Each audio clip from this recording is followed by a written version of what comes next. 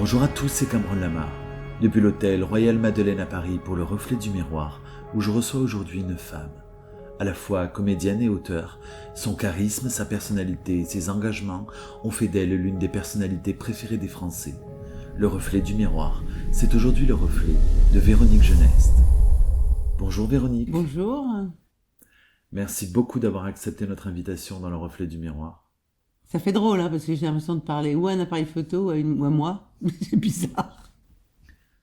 Alors, vous connaissez le principe de cette émission, il est très simple. Vous êtes assise face à un miroir et j'aimerais que vous me décriviez la personne que vous voyez dans ce miroir. Ça, c'est très compliqué. Enfin non, physiquement, c'est pas très compliqué. C'est une femme. En plus, c'est cool parce que j'ai pas mes lunettes, donc je vois pas trop de rides. C'est plutôt bien. C'est l'avantage, c'est l'avantage, ça. Plus on vieillit et plus les rides s'effacent dans le regard. Donc c'est plutôt pas mal. Bon, c'est une femme plutôt simple, qui aime bien être nature, donc qui se coiffe pas vraiment, qui se maquille pas vraiment. Là, j'y suis un peu, quand même maquillée, parce qu'il y avait une maquilleuse. Voilà, qui se regarde pas souvent en fait, donc on a un peu rien à foutre de son image vraiment au fond. Donc voilà, mais je me déplais pas. Je me plais pas particulièrement, j'ai plein de défauts, mais je crois qu'on finit par s'habituer. Donc plus ça va en âge, finalement, plus je me plais, parce que plus je me correspond entre l'intérieur et l'extérieur. Voilà, la simplicité, moi je dirais. Alors, parlez-moi un peu de vos débuts. Comment en êtes-vous venu dès votre plus jeune âge à votre première passion de comédienne? Ah, moi, j'ai toujours voulu être comédienne. De ces mains que je me souvienne, je voulais être comédienne. J'appelais pas forcément ça comme ça. Mais je jouais avec mon frère des jeux de rôle en permanence. Donc, je voulais être Marquise, je voulais être Zorro, je voulais être plein de rôles à la fois. Et donc, je voulais être Mary Poppins. Voilà, je voulais la magie. Et je crois que mon métier, c'est la magie. Et c'est ça qui m'attire. Alors, dans les années 80, le public vous découvre dans de nombreux spots publicitaires, ainsi que dans 2 films, La loupe du diable et La banquière. Parlez-nous de ces expériences. Oh bah c'était génial. J'ai eu du bol en fait. Moi j'ai toujours eu du bol. Ou alors peut-être j'y arrivais, j'étais inconsciente donc j'avais aucune peur. Donc j'arrivais. Ma première pub j'ai décroché parce que je suis arrivée dans l'agence de pub où je venais pour m'inscrire. J'avais rencontré personne et il y avait plein de gamins comme moi qui attendaient dans la salle d'attente qu'on nous reçoive. Et j'ai commencé à déconner, à les faire rire, à faire n'importe quoi. Voilà, juste pour passer le temps. Et il y a quelqu'un qui passait par là qui s'appelait Jean-Luc Voulfo et qui venait de faire un film. Je le connaissais absolument pas. Et il m'a dit, toi, viens passer un casting. Premier casting que j'ai fait et j'ai tout de suite été prise. Et j'ai tout de suite été prise. Ils ont même pas fait le reste du casting, je crois, parce que c'était un jour avant et il avait envie de me voir faire.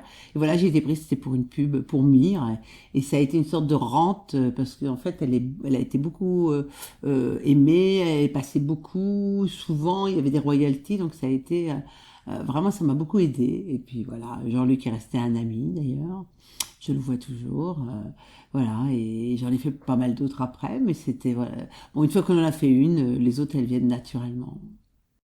Alors justement, dès lors vous vous enchaînez avec succès cinéma, télévision, théâtre, quels souvenirs vous gardez de cette période et des rencontres que vous avez pu faire? Oh bah, génial, mais mon premier rôle, moi, c'était Nana. Alors Nana, ça a été une petite bagarre pour le faire, parce qu'il fallait se bagarrer, ne serait-ce que pour être reçu par la bonne femme qui faisait les castings, qui était une sorte de Cerbère, pas Cerbère Léonard, mais presque. Enfin voilà, c'était vraiment très compliqué. Et une fois que j'ai décroché Nana et que le film est sorti, ça aussi, ça entraîne le reste. Alors j'ai rencontré voilà, j'arrive même pas à faire le calcul du nombre de petits rôles même que j'ai fait après, de nombre de télé, j'en ai fait un paquet. J'ai rencontré des gens merveilleux. D'abord Maurice Cazeneuve, qui était un mec que j'adorais. Vraiment un monsieur très gentil, il m'a vraiment appris mon métier. Et puis après, bon alors qu'est-ce qu'il y a eu? Il y a eu Stéphane Kurk, qui a été, je crois, mon deuxième metteur en scène. Il y a eu, il y en a eu tellement. Voilà, je vais pas dire que j'ai un Alzheimer, mais il faudrait que je reprenne la liste là. Puis il faudrait que je m'y penche, puis ça risque de prendre un peu de temps. Et puis dans les années 90, le public vous découvrira dans le rôle de Julie Lescaut sur TF1. Vous serez suivi d'ailleurs par près de 12,6 millions de téléspectateurs. Et un rôle pour lequel vous serez énormément récompensé. Quel souvenir vous gardez de cette période et de cette notoriété? Quels sont vos meilleurs moments dans la série? Bon, c'était magnifique, du début à la fin, c'était magnifique. C'est magnifique de tourner tout le temps, c'est magnifique d'avoir comme ça, pour son métier, pour apprendre son métier, pour vivre de son métier, comme tremplin pour faire plein d'autres choses, pour avoir un poids quand même conséquent dans ce qu'on peut dire. Bien sûr que c'est très très très très très bien, c'est hyper important. Après, ça peut devenir pesant sur plein d'autres choses parce que ça coupe d'autres portes, enfin ça ferme d'autres portes. Mais bon, moi j'avais choisi, moi je suis un peu jusqu'au boutiste, donc je m'étais dit ben voilà, j'ai laissé allez, je vais au bout. Et bon, avec les producteurs, on s'était dit plus de 100 épisodes, j'en ai fait 101 et puis moi je pense qu'il était bon de s'arrêter. Alors bon, la reconversion n'est pas forcément évidente et facile parce que voilà, c'est normal, on est obligé de s'éloigner de certaines choses pour y revenir mieux. Voilà, mais je le vis plutôt bien. Alors on a parlé un peu de votre passé et de votre carrière, mais votre actualité aujourd'hui, c'est ce livre, Mes arrêts sur image, des éditions Flammarion. Et pas dans la photo. Parlez-nous de cet ouvrage. Ben, cet ouvrage, en fait, il est né d'une idée de Flammarion parce que moi, j'étais pas partie pour ça. J'ai déjà écrit 2 livres. J'avais écrit que c'était des moments autobiographiques, on va dire. C'était sur un régime que j'avais fait et que quand j'avais rencontré un éditeur qui m'avait dit je veux absolument que tu me l'écrives parce que je l'avais fait rigoler. Et parce que je le prenais d'une façon assez dégagée comme ça et surtout sur le fait que fallait apprendre à s'aimer et pas forcément tout le temps être au régime. Bon, ça c'est pas forcément facile. Le deuxième, c'est quand j'ai arrêté Julie, j'avais envie de parler de mes années Julie et je l'ai fait sous une forme, ça s'appelait 22 la Julie, c'était une forme de récit où je prenais une grande journée de tournage et pendant 22 ans, quoi. Donc je racontais un peu toutes les anecdotes par lieu, par moment du tournage. Et puis là, j'avais envie d'écrire un roman. J'avais dans la tête plusieurs idées de romans, donc j'avais envie.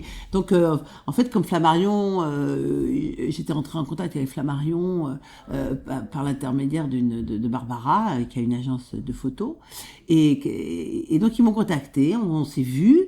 Et là, j'allais leur parler de mon projet. Ils m'ont dit non, nous, on vient parce qu'on aimerait que tu fasses partie d'une nouvelle ligne d'édition qui s'appelle Mes chemins de vie. Moi, j'étais pas prête à écrire une autobiographie, mais on m'a dit, mais c'en est pas une, c'est en fait des moments de ta vie forts qui vont et les leçons que tu en as tirées et quels sont les préceptes de vie qui en ressortent, voilà. Ah, je me dis, c'est intéressant, ça, de faire une introspection comme ça, même pour moi d'ailleurs, parce que je prends jamais le temps vraiment de me poser. Et c'est ce que j'ai fait, et je dois dire que je suis absolument heureuse d'avoir fait ce livre, pour moi, et puis bon, maintenant si ça peut servir aux autres, ben, tant mieux, puis il a l'air de plaire, donc on va pas pleurer. Alors le public français vous connaît comme une grande comédienne, mais vous êtes avant tout une femme de cœur. Parlez-nous de vos engagements, notamment dans les associations que vous défendez. Ben, c'est marrant que vous me parliez de ça parce que le dernier engagement que j'ai, moi, c'est vis-à-vis des EHPAD et des personnes âgées et des déplacements.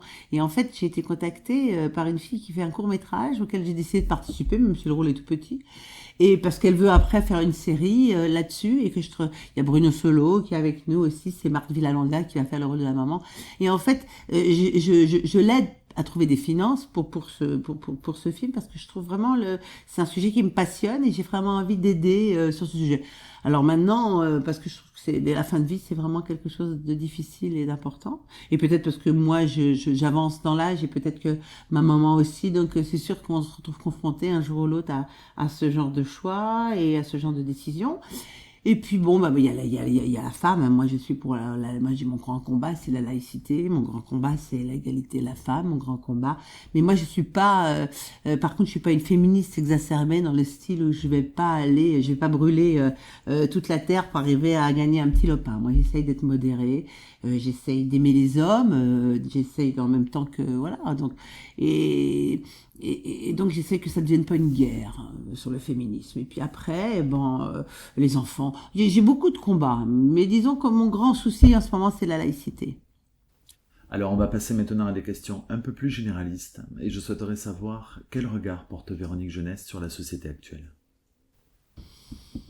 Moi, j'ai décidé d'être positive dans ma vie, donc je veux porter un regard positif, je veux imaginer que je veux avoir confiance en l'homme, je veux imaginer que l'homme réagit positivement. J'aime l'évolution de la société parce que je pense qu'elle doit évoluer. Par exemple, je parle dans mon livre de la passion des mots et je trouve que le langage, c'est bon, que le langage évolue, c'est bon, qu'on arrête de dire des mots qui blessent.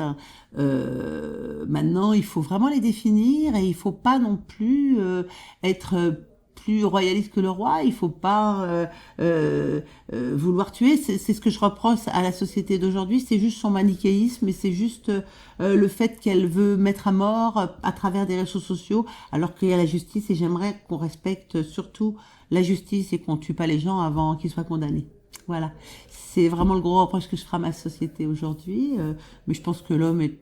J'ai assez confiance en l'homme et je suis plutôt optimiste, moi. Je pense toujours que la lumière va gagner contre l'obscurantisme. Vraiment, j'y crois sincèrement. Et si vous aviez un coup de gueule à passer aujourd'hui, lequel serait-il? Oh, j'en aurais beaucoup. Il y a toujours des coups de gueule à passer. Hein.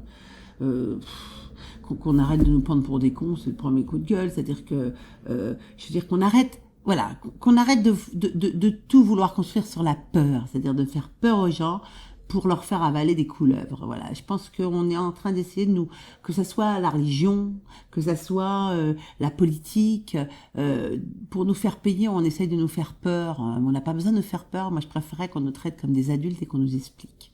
Voilà, parce que je pense que les gens, ils finissent par comprendre que la peur ne peut diriger le monde. Et ça finit par produire l'effet inverse. Donc, je pense qu'il faudrait vraiment qu'on arrête de nous prendre pour des bébés et qu'on nous prenne vraiment pour des adultes. Et ce jour-là, on va y arriver. Alors on dit souvent des artistes et notamment des comédiens qu'ils cachent derrière leur rôle, derrière leur sourire, souvent une grande sensibilité, parfois même de dures épreuves. Est-ce que c'est le cas pour vous?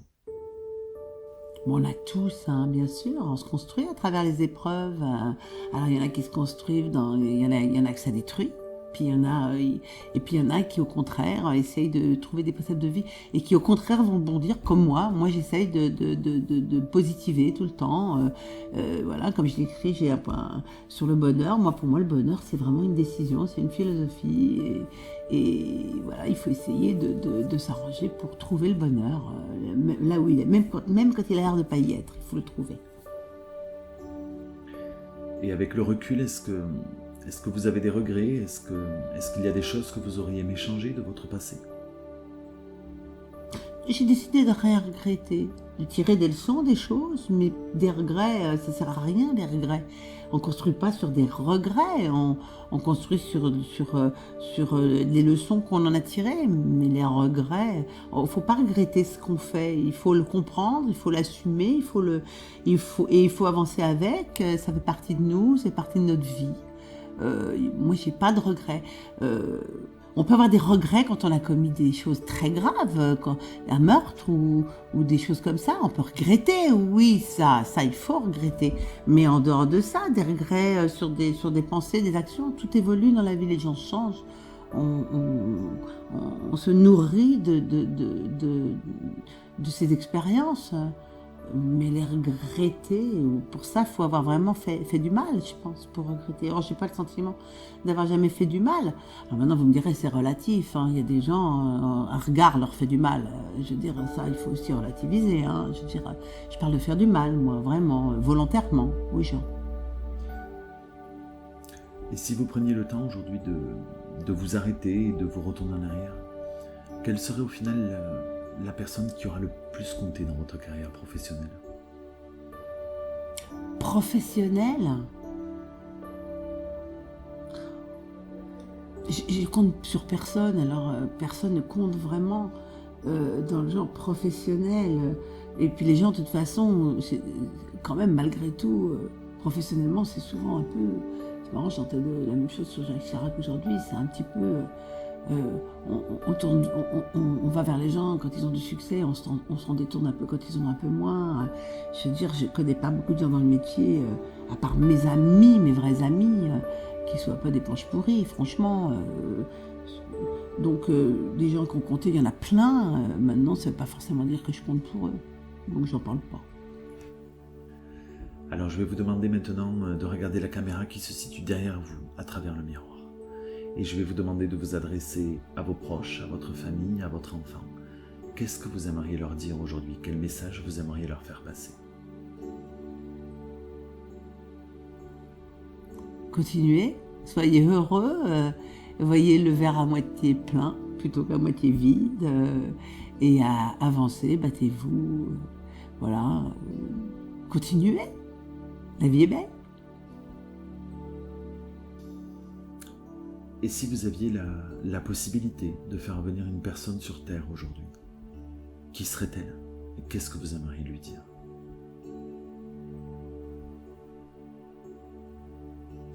Oh mais il n'y en a pas qu'une, hein. Il faut que je sélectionne, c'est le choix de Sophie, ça c'est insupportable. Ah non mais moi c'est ou personne ou toute, je veux dire, non je peux pas choisir, alors, je veux dire mon frère, mon père... Allez, mon frère, on va dire mon frère, parce que mon frère est parti très très jeune, mon père aussi, mais j'étais plus petite. Et mon frère, parce que c'était ma moitié,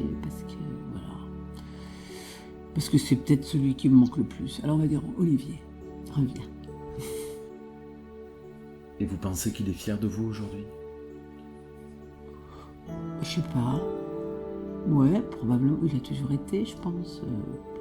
Vous savez, quand on aime, on est tout le temps fier, hein, même du pire. Je pense que c'est ça l'amour. Alors nous arrivons maintenant à la fin de cette interview. Je vais vous demander un tout dernier exercice. Nous allons voyager tous les deux, si vous le voulez bien. Et nous allons remonter quelques années en arrière, au 26 juin 1956, où vous étiez Véronique, cette petite fille qui voyait le jour. Je vais vous demander une toute dernière fois de vous regarder les yeux dans les yeux, à travers le miroir, et de vous adresser à cette petite fille. Après toutes ces années, qu'est-ce que vous aimeriez lui dire? Quels conseils vous aimeriez lui apporter sur les années qui vont arriver? Calme-toi. Ralentis le débit. Pose-toi de temps en temps. Pense à toi un petit peu aussi. Et puis bon, continue, vas-y, fonce. Ouais, je suis tout et son contraire, hein, donc je suis en même temps perpétuelle. Donc voilà, fonce et calme-toi. Compliqué quand même. Merci beaucoup Véronique pour avoir accepté notre invitation dans le reflet du miroir. C'est un plaisir. Et nous vous souhaitons vraiment tout le bonheur pour la suite. Merci, vous aussi. C'était Cameron Lamarre depuis l'hôtel Royal Madeleine à Paris. À très vite dans le reflet du miroir.